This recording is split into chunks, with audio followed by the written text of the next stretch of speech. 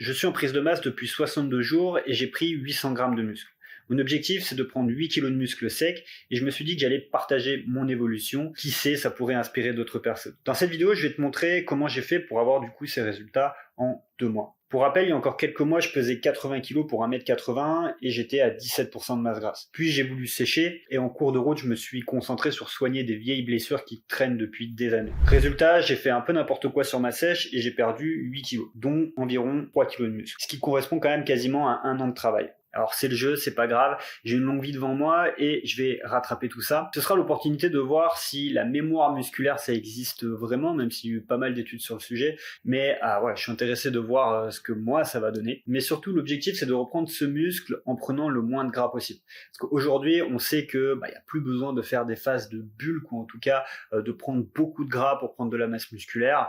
D'ailleurs c'est presque contre-productif plus qu'autre chose. Donc moi mon objectif ça va vraiment être de faire une prise de masse sèche, donc prendre le plus de masse possible en termes de muscles et le moins de gras possible. Alors pour rappel, voilà à quoi s'attendre en termes de gains musculaires selon son niveau. Un débutant, il va prendre environ 200 grammes de muscles par semaine, même parfois plus en fonction des génétiques, ce qui fait quand même 9 à 11 kilos par an. Là, on parle d'un débutant, c'est en dessous d'un an de pratique en moyenne. Ensuite, il y aura le pratiquant intermédiaire, donc là c'est 1, 2 ans, peut-être même 3 ans, qui va prendre environ 100 grammes de muscles par semaine, ce qui fait quand même 4 à 6 kilos par an. Et enfin, il y a le pratiquant avancé, donc lui c'est au moins 3 ans de pratique, qui va prendre beaucoup moins de masse musculaire, 25-50 grammes par semaine, donc entre 1 et 3 kilos par an de muscles. Donc voilà, plus on avance dans les années évidemment, plus c'est long de prendre du muscle. Comme je le disais, il y a la génétique qui va rentrer en compte évidemment, mais il y a aussi la qualité de la programmation d'entraînement, la qualité de la récupération qui peut faire varier progrès en quelque sorte, mais bon, on va dire que ça donne un bon ordre d'idée. Je sors pas ces chiffres de mon chapeau, j'ai croisé les données de plusieurs sources, notamment le modèle de Lyle McDonald, Eric Helms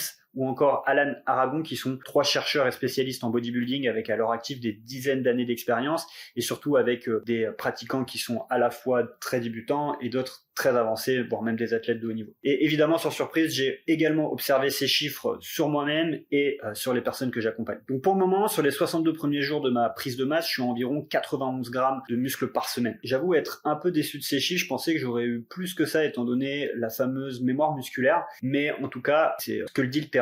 Donc si je maintiens ce rythme, j'aurai repris mes 3 kilos de muscle d'ici 5 à 6 mois. Pour que tu comprennes au mieux la façon dont je m'entraîne, il faut que je t'explique un petit peu comment j'agence justement mon entraînement. Donc ma programmation, elle est composée de plusieurs cycles qui eux-mêmes sont composés de plusieurs blocs. Et un bloc, ça représente plusieurs semaines d'entraînement. Cette façon de s'entraîner, c'est ce qu'on appelle la périodisation de l'entraînement. Alors pourquoi s'entraîner comme ça? Il y a 4 raisons majeures. Le premier, c'est que ça va permettre de respecter au mieux le principe de la surcharge progressive, puisque ça va me permettre de préparer une continuité au sein des blocs de semaine en semaine, ainsi que de bloc en bloc ou même encore de cycle en cycle. Donc ça permet vraiment une progression cohérente au fil du temps. La deuxième raison, c'est que le corps il s'adapte relativement vite à une stimulation, donc à un certain programme d'entraînement. En général, c'est 2 à 3 mois, évidemment en fonction des pratiquants. Un débutant, il peut avoir plusieurs mois, voire plusieurs années avant de devoir changer de programme, mais un pratiquant avancé, c'est important qu'il change régulièrement de stimulation, donc d'entraînement, tout simplement parce qu'au bout de 2-3 mois, son corps il se sera adapté. La troisième raison, c'est que suivant les profils, il va y avoir besoin de faire évoluer le programme plus ou moins souvent. Par exemple, dans mon cas très personnel, j'aime beaucoup la variété. En général, au bout de 3-4 semaines d'entraînement, je commence à m'ennuyer, donc j'ai besoin de changer les choses, de changer des paramètres, de changer des exercices, etc. Donc le fait de périodiser comme ça mon entraînement, ça me permet d'avoir une certaine flexibilité et en cas de changement, en cas de volonté de changement, je peux le faire relativement facilement tout en gardant toujours une progression cohérente. Et enfin, la quatrième raison, c'est que ça maximise la progression parce que je peux prévoir à l'avance tout le processus de surcharge progressive, comme je le disais, mais ça va aussi me permettre de prévoir les périodes de récupération, donc notamment avec l'utilisation des deloads. Les deloads, c'est pas hyper connu en France, c'est un concept très simple. En gros, c'est pendant une certaine période, on va pas s'entraîner, ou en tout cas, on va s'entraîner sur des charges beaucoup plus faibles pour laisser le temps au corps de récupérer, au système nerveux de se recharger, etc. Tout simplement pour pouvoir réattaquer le bloc ou le cycle d'après bien en forme. Ça, encore une fois, c'est pas moi qui l'invente, les entraîneurs les plus éminents dans ce domaine en parlent de plus en plus. J'aime bien justifier l'aspect un peu plus scientifique derrière de pourquoi je fais les choses. Une des premières raisons, ce seront les micro-déchirures musculaires et tendineuses qui vont être provoquées par l'entraînement. Elles vont s'accumuler tout simplement parce que le corps il peut pas tout soigner entre chaque entraînement. Donc cette période-là, elle va permettre de réparer tous ces tissus. Le système hormonal aussi va se déséquilibrer, c'est-à-dire que les niveaux de testostérone ils vont baisser au fur et à mesure des semaines et à l'inverse, les niveaux de cortisol, ils vont augmenter. Donc pareil, cette période-là, elle va permettre de rééquilibrer ces niveaux, de baisser les niveaux de cortisol et de laisser la testostérone remonter. Il va également y avoir une fatigue du système nerveux central, donc qui va être moins performant au fil des semaines. Et le système nerveux, il est hyper important pour bien recruter les fibres musculaires, notamment les fibres rapides, qui vont être celles qui vont s'hypertrophier le plus, donc qui vont grossir. Il y a également un phénomène moins connu qui est tout simplement la désensibilisation de la mTOR. Le meilleur exemple pour que je puisse illustrer ça, ce serait le café par exemple. Tu as déjà dû remarquer qu'en buvant du café, si tu en bois beaucoup, au fur et à mesure du temps, tu te désensibilises. C'est-à-dire que tu as besoin d'en boire toujours plus pour ressentir les mêmes effets. Par contre, si tu arrêtes pendant une certaine période d'en boire, eh bien, quand tu vas reprendre un café derrière, là, tu vas ressentir les effets très vite, alors que tu en auras bu beaucoup moins qu'avant. Et donc, c'est exactement le même principe avec la mTOR. La mTOR, c'est une protéine qui va permettre au corps de fabriquer du muscle. Et donc, au fur et à mesure des semaines, plus la difficulté de l'entraînement va augmenter, plus le corps il va se désensibiliser à cette protéine. Et donc, pareil, il va y avoir besoin d'un moment, le temps de se resensibiliser à cette protéine. Tous ces facteurs mis bout à bout, ça fait qu'environ au bout de 4 à 6 semaines d'entraînement intense, spécialement pour un pratiquant avancé, va falloir un break de quelques jours. Alors ça peut être un break de 7-10 jours jusqu'à un break de 21 jours, ça fait relativement long et je sais que le deload en lui-même, ou en tout cas la notion d'arrêter de s'entraîner pour un pratiquant, c'est toujours quelque chose qui est très mal reçu. Un pratiquant, il aime pas arrêter de s'entraîner, moi le premier, mais ça veut pas totalement dire non plus arrêter de s'entraîner, c'est juste faire moins d'intensité ou en tout cas laisser le temps de se reposer. C'est vraiment important de faire ces phases de deload parce que sinon on va rentrer dans la loi des rendements décroissants, c'est-à-dire que plus on va s'entraîner, moins on va progresser, jusqu'à potentiellement arriver à un point de rupture qui peut se matérialiser de différentes manières. La première étant en général la blessure, mais ça peut aussi être de tomber malade. J'ai d'ailleurs souvent observé ça chez moi, évidemment chez moi le premier, mais aussi chez d'autres pratiquants, que au bout d'un moment, quand ils en font trop, leur système immunitaire il est tellement fragile que ils tombent malades et ça force un deload en quelque sorte. Mais ça peut aussi être d'autres facteurs, peut y en avoir pour qui ça va être des périodes un petit peu dépressives, ou en tout cas ils vont se sentir moralement à zéro. Voilà, il peut y avoir plein de choses différentes en fonction des gens, des pratiquants, etc. Mais dans tous les cas, l'idée à retenir, c'est que si on ne prend pas notre deload de façon consciente, grâce à cette périodisation, c'est le corps qui va nous forcer à le prendre à un moment donné. Alors du coup, qu'est-ce que je fais moi personnellement pendant mes deloads? C'est très simple, je vais faire en général d'autres sports, comme par exemple des sports de raquettes, du badminton, du squash. Ça va être aussi aller tout simplement dans un spa, pourquoi pas faire un massage, faire du chaud-froid, donc avec hammam, bain froid. Ça va être aussi continuer d'aller à la salle évidemment, comme ça je garde l'habitude d'y aller pour faire par exemple de la mobilité. Mais sinon ça peut vraiment être une coupure totale où je pars en voyage par exemple. L'important c'est de garder une alimentation carré pendant cette période-là, ok, c'est pas de faire n'importe quoi, et surtout de garder des protéines élevées, puisque c'est ce qui va avoir le plus d'influence sur le maintien de notre masse musculaire. Tout en sachant qu'entre 7 et 21 jours, notre masse musculaire, elle ne va pas chuter. Peut-être qu'on va avoir l'impression d'être un peu plus plat, mais au final, c'est juste une histoire de glycogène musculaire. Nos muscles sont moins remplis, tout simplement, mais ça veut pas dire qu'on a perdu de la fibre musculaire. Pour préciser un point important, parce que ça peut porter à confusion si tu es relativement débutant, tout ce que je dis là sur la désensibilisation de la mTOR, l'accumulation de la fatigue nerveuse, l'augmentation du cortisol, etc.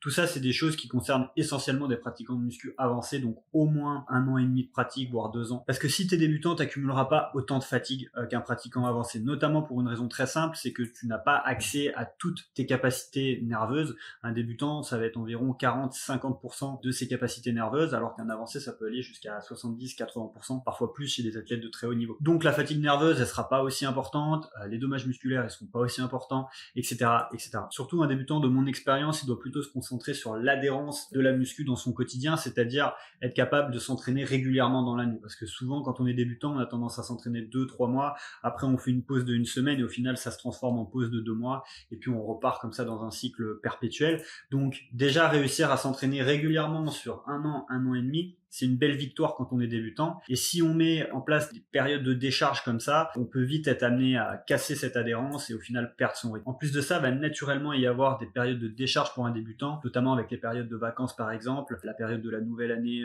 sur Noël, le nouvel an, tout ça. Donc dans tous les cas, il y aura des périodes de décharge à un moment donné ou un autre pour un pratiquant débutant sans qu'il y ait besoin d'y réfléchir à l'avance et de les intégrer dans sa programmation. Ok, du coup, pour que tu puisses te situer dans mon programme actuellement, mon macro-cycle, il est fixé donc sur 1 an et c'est mon objectif de prise de masse, c'est-à-dire de prendre les 8 kg de muscle. Actuellement, je suis dans mon premier cycle qui a pour objectif de me remettre dans le rythme en refamiliarisant mon corps à un bon niveau d'intensité.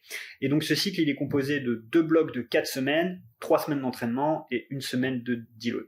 Donc dans cette vidéo, j'en suis à mon deuxième bloc. Et pour rappel, lors du premier bloc, j'ai pris environ 400 grammes de muscle et perdu 2% de masse grasse. Alors je fais un bilan bloc par bloc tout simplement parce que c'est le point culminant de ma progression avant de faire mon deload. Ça me permet du coup de voir si j'ai bien fait les choses, comment mon corps a répondu et voir si je commence à trop m'adapter à la stimulation que j'ai choisie pour éventuellement du coup adapter mon plan s'il y a besoin. Parce que sinon tout simplement je risque de ne pas avoir les résultats à la hauteur de mes efforts. Alors comment est-ce que je mesure mes progrès? De 4 manières différentes. La première évidemment c'est la balance, c'est-à-dire plusieurs pesées chaque semaine et je fais en général la moyenne. C'est important pour lisser les écarts parce qu'il peut y avoir des pesées où je fais plus ou moins 1 kilo en fonction de la quantité d'eau, en fonction de ce que j'ai mangé la veille, etc. Donc si je prends par exemple 3 pesées dans la semaine et que je fais la moyenne, ça me permet d'avoir une valeur plus lisse et du coup d'avoir un meilleur aperçu sur vraiment la réalité de l'évolution de mon poids dans le temps. Ensuite évidemment c'est du visuel, donc c'est-à-dire des photos nettes, une lumière qui est bien répartie idéalement, avec un posing aussi, c'est-à-dire une contraction. Donc là, je fais juste du double biceps de face, de dos. Ça me permet d'avoir une meilleure définition musculaire et du coup de mieux voir les zones qui potentiellement se sont développées. Et évidemment, plus je serai sec, mieux ce sera pour voir les résultats. En troisième, les mensurations, donc tour de taille, tour de bras, tour d'épaule, etc., etc. Et enfin en dernier, la surcharge progressive, donc m'assurer que j'ai progressé tout simplement dans mes séances. Soulever plus lourd, mais ça va dépendre des paramètres d'entraînement. Mais en général, c'est la charge, les séries, les répétitions, le tempo, etc. Donc pour l'instant, à la fin de mes 2 premiers blocs, j'ai repris environ 800 grammes de muscle. Et dans la deuxième partie de cette vidéo, je vais rentrer plus en détail sur ce que j'ai mis en place dans mon bloc, c'est-à-dire les 4 dernières semaines. Alors déjà, la partie alimentaire, mon métabolisme de base, je l'ai estimé à environ 2700 calories. J'ai consommé en moyenne 2800 calories sur cette période.